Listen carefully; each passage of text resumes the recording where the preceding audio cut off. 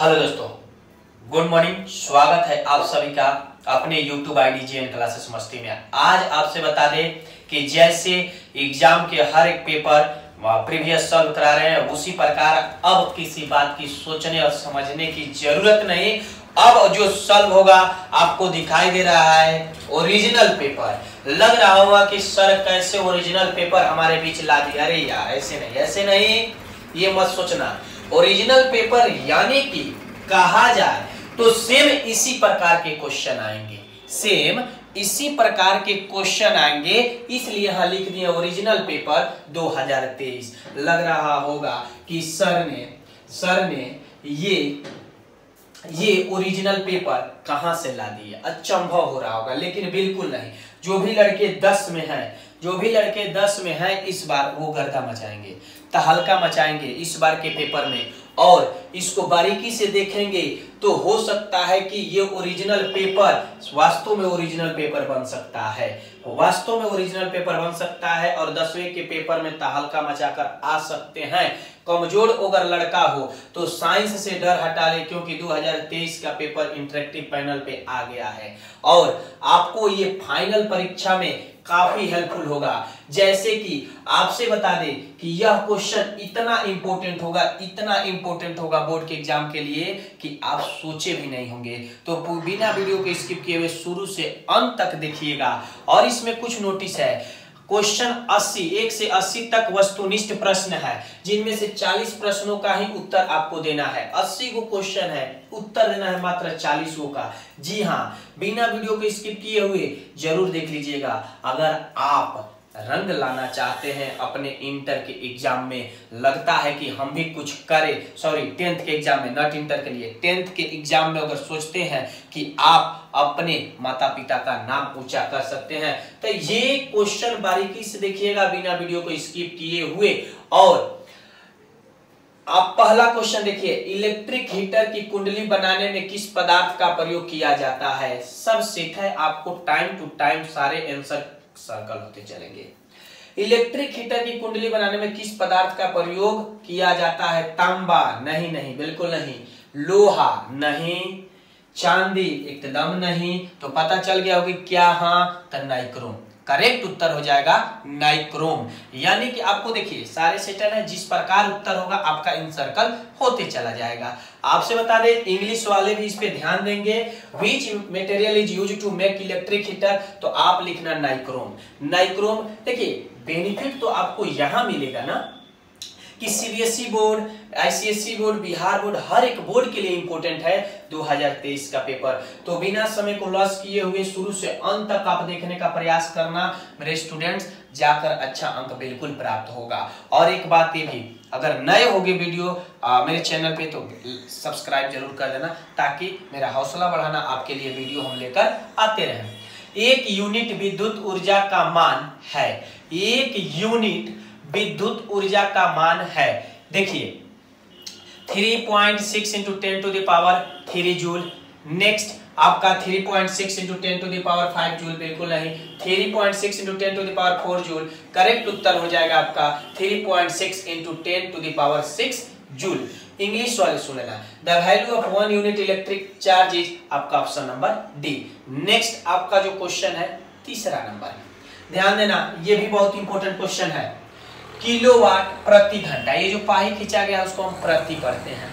Kilowatt प्रति घंटा एक इकाई है, किलोवाट प्रति घंटा एक इकाई है। किसका इकाई है? ऊर्जा का नहीं, माने ऊर्जा की नहीं, शक्ति की नहीं, विद्युत आवेश की नहीं, विद्युत धारा की नहीं। कंफ्यूजन हो रहा है कि सर ने सब नहीं कर रहा, तो होगा कहां से 4 ऑप्शन में।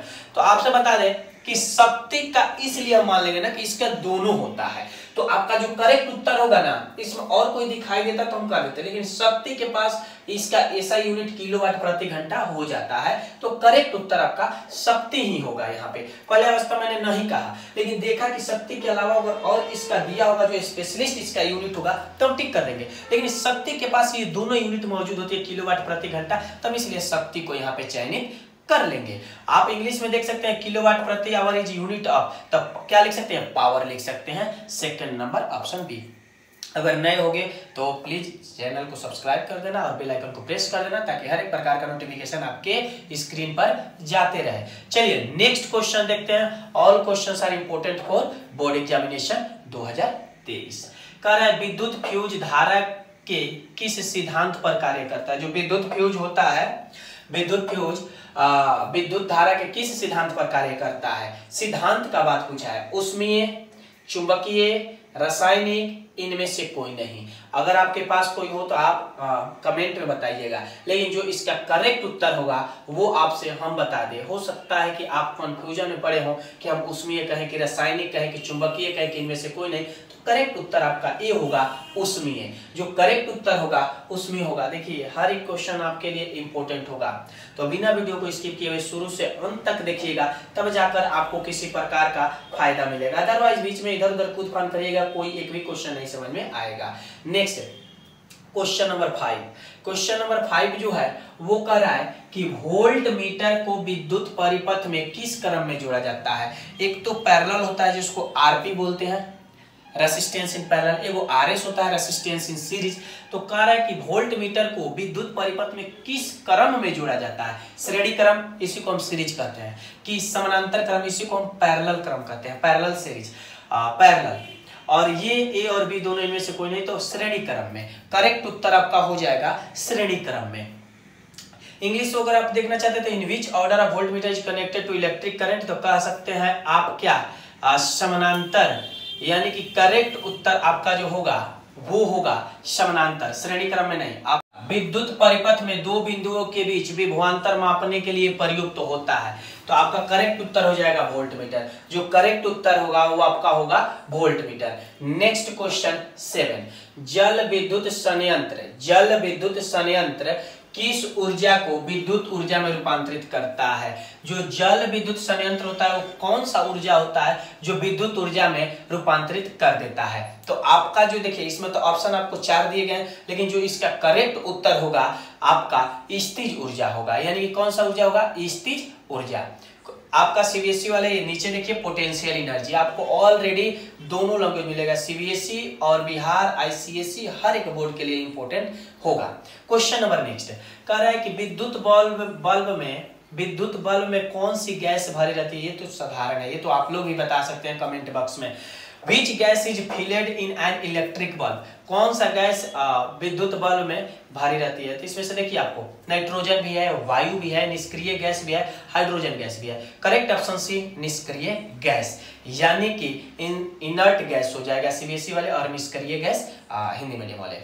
नेक्स्ट आपका क्वेश्चन जो होगा, देखिए हर एक क्वेश्चन इंपॉर्टेंट है, तो बिना वीडियो को स्किप किए शुरू से अंत तक आप देखिएगा। नेक्स्ट, अधातु के ऑक्साइड होते हैं, जो अधातु होते हैं उनके ऑक्साइड होते हैं, उदासीन होते हैं कि अम्लीय होते हैं कि क्षारीय होते हैं कि इनमें से कोई नहीं होते हैं। तो जो आपका इसका करेक्ट उत्तर हो जाएगा वो होगा आपको, इसमें देखिए ऑप्शन तो 3 दे रहा है, इनमें से कोई भी नहीं किया है। अगर आपको जानकारी हो तो तुरंत कमेंट बॉक्स में बताओ, और नहीं तो जो करेक्ट उत्तर होगा इसका वो हो जाएगा अम्लीय। आप कमेंट करोगे तो थोड़ा हमें भी लगेगा कि आप लोग को भी कुछ जानकारी है, पढ़े हैं सिलेबस। नेक्स्ट आपका जो क्वेश्चन है वो देखिए हर एक बोर्ड के लिए क्वेश्चन सारे इंपॉर्टेंट होंगे, ठीक है। नेक्स्ट आपका जो क्वेश्चन होगा इससे संबंधित, देखिए ये जितने हैं आपके फिजिक्स केमिस्ट्री बायो तीनों है। ये मत सोचिए कि इंटर है, 10th वाले लड़के जो नहीं समझ रहे होंगे केवल इसमें केमिस्ट्री मिलेगा, अरे यार 10 में तीनों मिलता है, पीसीबी फिजिक्स केमिस्ट्री बायोलॉजी तीनों इंक्लूड होगा। कार्बन है, क्या है, मेटल है, अमेटल है, उपधातु है कि मिश्र धातु है, यानी कि धातु है, अधातु है, उपधातु है, मिश्र धातु है। तो कार्बन हमेशा क्या होता है, आपको पता होगा कि कार्बन हमेशा अधातु में आता है। कार्बन किस में आता है, अधातु में। आपको देखिए नेक्स्ट क्वेश्चन 11, निम्न में से कौन सा असंतृप्त हाइड्रोकार्बन है।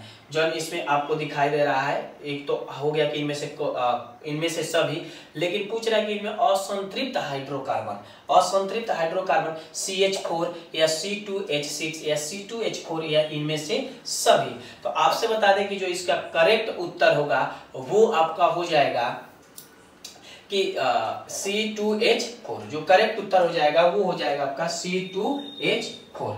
नेक्स्ट क्वेश्चन है, देखिए सीबीएसई वाले के लिए नीचे आपको ऑलरेडी दिखाई दे रहा है कि which of the following is an unsaturated hydrocarbon, तो आप कह सकते हैं कि C2H4। नेक्स्ट है आपका 12 number question, all questions are important for 10th, all questions are important for board examination 2023। Aromatic hydrocarbon है, इसमें एरोमेटिक हाइड्रोकार्बन का सूत्र C6H6 है। C6H6 is called aromatic hydrocarbon and aromatic hydrocarbon is C6H6। CBSE वाले और हिंदी वाले। Next question number 13, निम्नलिखित में कौन अक्रिय गैस है? कौन अक्रिय गैस है? कार्बन है कि हीलियम है कि चांदी है कि हाइड्रोजन है? तो जो इसका करेक्ट उत्तर होगा वो हो जाएगा हीलियम। हीलियम क्या है? इसका करेक्ट उत्तर होगा 13 का ऑप्शन नंबर बी। नेक्स्ट देखिए, बिना वीडियो को स्किप किए शुरू से अंत तक देखना। ऑलरेडी ऊपर हम दिखाए हैं ओरिजिनल पेपर, अरे यार हो सकता है ओरिजिनल में बदल देंगे हम। नेक्स्ट, निम्नांकित में कौन उपधातु है? जो ये 4 ऑप्शन है निम्नांकित है, इनमें से कौन उपधातु के गुण लेकर यहाँ बैठा है? तो आपका कॉपर है कि निकल है कि Sb है कि Fe है आयरन। तो जो करेक्ट ऑप्शन होगा वो है आपका Sb। नेक्स्ट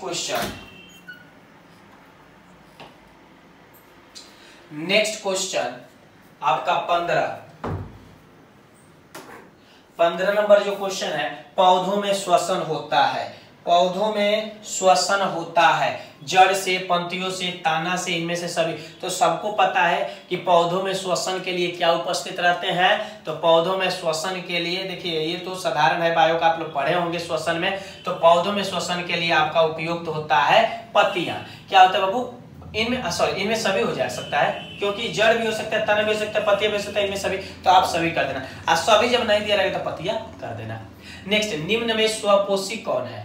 निम्न जो है उसमें आपका स्वपोषी कौन है? स्वपोषी, परपोषी जानते हो ना, जो अपना भोजन स्वयं बना लेता है स्वपोषी। परपोषी जो दूसरे पर आधारित रहकर भोजन बनाता है परपोषी।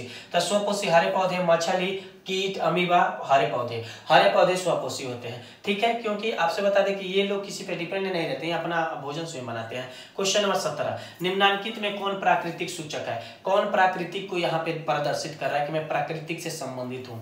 हल्दी, मेथिल आरेज, फेनाल्पैथिलीन, इनमें से कोई नहीं। तो आपसे बता दें कि ये 4 जो है, 4 3 तो एक तो कह दे रहा है कि इनमें से कोई नहीं। तो हो सकता है कि इन 4 में से कौन जो है जो अपने गुण को प्राकृतिक सौंदर्य से परिचित कराता हो। तो जो आपको इसका करेक्ट उत्तर होगा वो आपसे बता दें कि इसका करेक्ट उत्तर में हल्दी, मेथिलीन आरेज और फेनाल्पैथिलीन, इनमें से कोई नहीं। तो आप बताएं कि इसमें से करेक्ट उत्तर जो आपको दिखाई दे रहा है वो है आपका हल्दी, क्योंकि इसका जो करेक्ट उत्तर होगा वो आपका होगा हल्दी, क्योंकि ये प्राकृतिक सूचक के विषय में प्रदर्शित कर रहा है। नेक्स्ट आपका जो क्वेश्चन होगा, देखिए सीबीएसई और बिहार और ऑल बोर्ड के लिए इंपॉर्टेंट है। नेक्स्ट क्वेश्चन कह रहा है आपका, नेक्स्ट क्वेश्चन है कि बॉन्ड का है या बॉन्ड OH अभिक्रियाशील मूलक वाले यौगिक का नाम क्या है? यौगिक मान होता है कंपाउंड।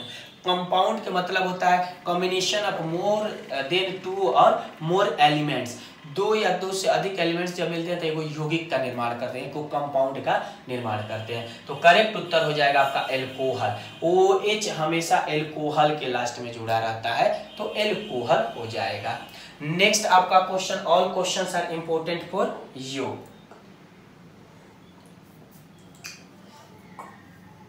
नेक्स्ट क्वेश्चन आपका, देखिए सारे क्वेश्चन आपके लिए इंपॉर्टेंट होंगे तो आप फोकस करिएगा।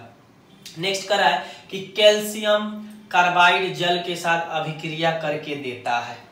कैल्शियम कार्बाइड जब अभिक्रिया करता है, रिएक्शन करता है जल के साथ, तो इसमें से क्या बनाता है? एल्केन बनाता है कि एथेन बनाता है कि एथीन बनाता है कि एथाइन बनाता है? इन चारों में से भैया रिएक्शन कभी भी किसी 2 प्रोडक्ट का करा जाता है तो एगो तो निर्माण होता है कि नहीं होता है? तो इसमें से आपका एथाइन निर्माण होगा कब? जब कैल्शियम कार्बाइड को जल के साथ अभिक्रिया कराएंगे तब। नेक्स्ट है ओजन की। देखिए आपसे बता दें कि सीबीएसई बोर्ड वाले चाहे कोई भी बोर्ड, बारीकी से अगर आप वीडियो को इसे देख लेते हो ना तो आपको तो ये ऑटोमेटिक माइंड में बैठ जाएगा। ओजन की एक अणु में ऑक्सीजन के परमाणु की संख्या कितनी होती है? 3 होती है भैया। कितनी होती है? 3 होती है। ओजोन के एक अणु में ऑक्सीजन के परमाणु की संख्या कितनी होती है? तो 3 होती है। करेक्ट उत्तर आपका हो जाएगा C 3। How many atoms of oxygen are there in one molecule of ozone? 3। क्या कहेंगे? 3। क्वेश्चन नंबर 21 देखिए, सारे क्वेश्चन इंपॉर्टेंट है तो आप बिना समय लॉस किए शुरू से अंत तक देखना, और नए होगे तो सब्सक्राइब कर देना बिल्कुल। कमरे के ताप पर द्रव्य अवस्था में रहने वाला धातु है। जो कमरे के ताप में द्रव्य अवस्था में रहने वाला धातु, मेटल, नॉन मेटल नहीं, मेटल, पारा, कैल्शियम, सोडियम, लिथियम, पारा। क्या हो जाएगा? पारा। पारा नहीं, पारा, पारा। नेक्स्ट क्वेश्चन, सरलतम हाइड्रोकार्बन है, सरलतम सिंपल हाइड्रोकार्बन कौन है इसमें? तब मीथेन है। देखिए थोड़ा जल्द में चले क्योंकि वीडियो लंबा हो जाएगा। Methane CH4 simplest hydrocarbon is methane. Next, निम्नांकित में कौन क्षारीय ऑक्साइड है? इसमें से कौन ऐसा दिखाई दे रहा है कि जो क्षारीय गुण को प्रदर्शित करता हो? तो आपसे बता दें कि SO2, NO2, P2O5, Na2O। तो जो करेक्ट उत्तर इसका होगा वो आपका होगा Na2O, Na2O। नेक्स्ट क्वेश्चन आपका होगा, देखिए ऑल क्वेश्चंस आर इंपॉर्टेंट।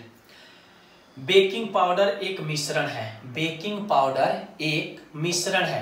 ये जो 4 ऑप्शन है इसमें से किसका मिश्रण है जो बेकिंग पाउडर आपको दिखाई देता है?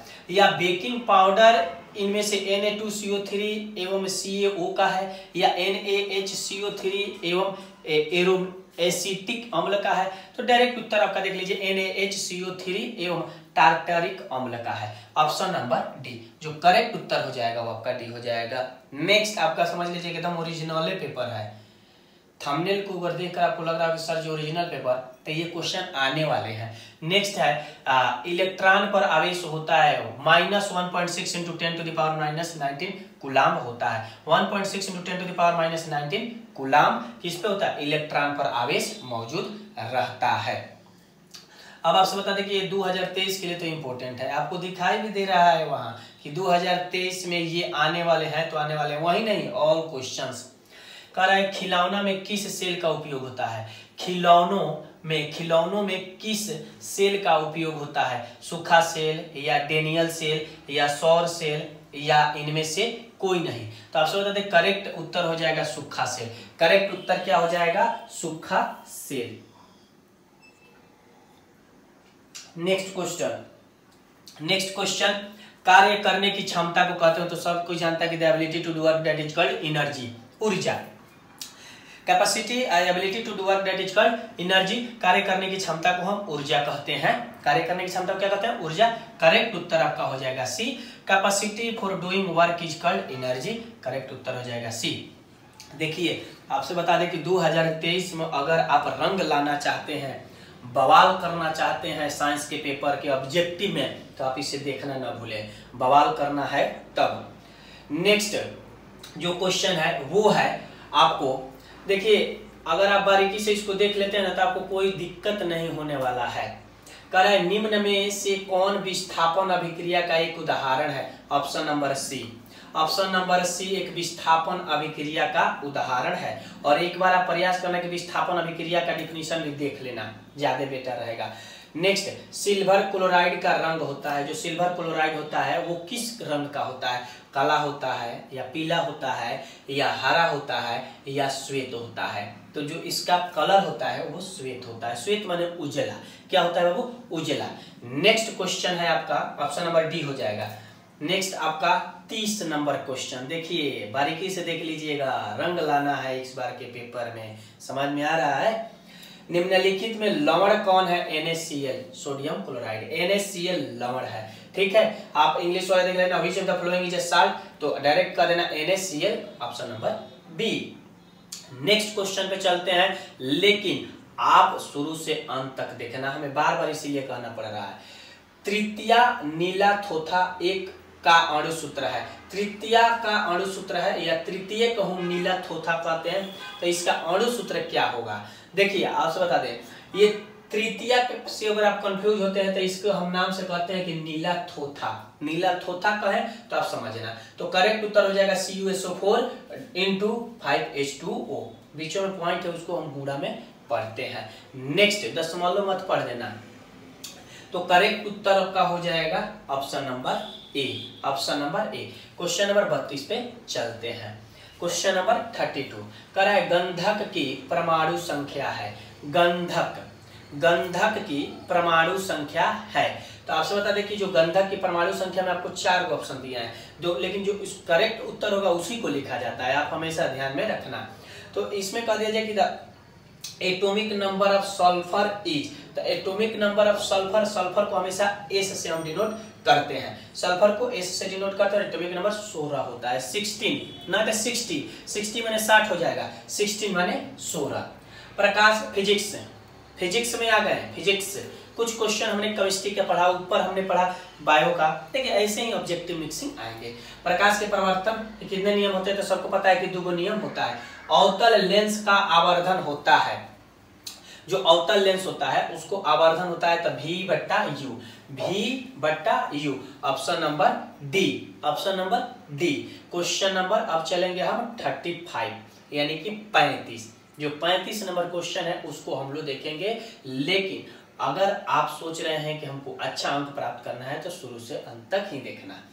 दर्पण का सूत्र है, 1/V + 1/U = 1/F। करेक्ट उत्तर आपका हो जाएगा ऑप्शन नंबर ए। करेक्ट उत्तर हो जाएगा आपका ऑप्शन नंबर ए।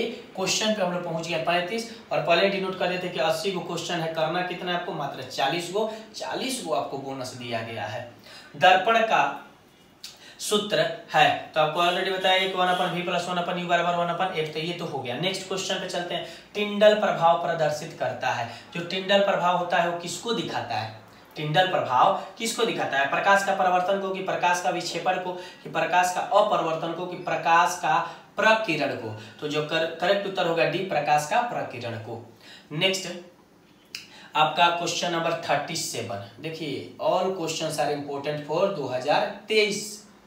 कौन सा लेंस हवा में अभिसारी लेंस भी कहलाता है। हवा में उसको अभिसारी लेंस भी हम कह देते हैं। कौन ऐसा लेंस है, अवतल लेंस को कहते हैं कि उत्तल लेंस को कहते हैं, अवतल लेंस एवं उत्तल लेंस दोनों को कहते हैं, या कि इनमें से किसी को नहीं कहते हैं। तो करेक्ट उत्तल लेंस को हवा में हम अभिसारी लेंस भी कहते हैं। Next question 38। Question number 38। उत्तल दर्पण में प्रतिबिंब बनता है। उत्तल दर्पण में प्रतिबिंब बनता है यानी कि वास्तविक, रियल, आभासी, वर्चुअल, वास्तविक तथा आभासी, रियल और वर्चुअल दोनों, या इनमें से कोई नहीं। तो आपसे बता दें कि जो इसका करेक्ट उत्तर होगा, जो आप इसमें चयनित करने वाले हैं उत्तर का, वो आपका होगा कौन, वास्तविक। नेक्स्ट, प्रकाशिक माध्यम कितने प्रकार के होते हैं। जो प्रकाशिक माध्यम होते हैं वो कितने प्रकार के होते हैं, 1 होता है या 2 होता है या 3 होता है या 4 होता है। तो आपसे बता दें कि इसका जो करेक्ट उत्तर होगा वो आप सोच रहे होंगे कि हम किसको कहें, लेकिन अगर आप पढ़े होंगे फिजिक्स का चैप्टर तो प्रकाशिक माध्यम आप बता सकते हैं कि 3 माध्यम के होते हैं। नेक्स्ट 40 नंबर, डायनेमो परिवर्तित करता है। ये तो हमारा इच्छा है कि हम आपके लिए छोड़े इस क्वेश्चन को। डायनेमो परिवर्तित करता है, विद्युत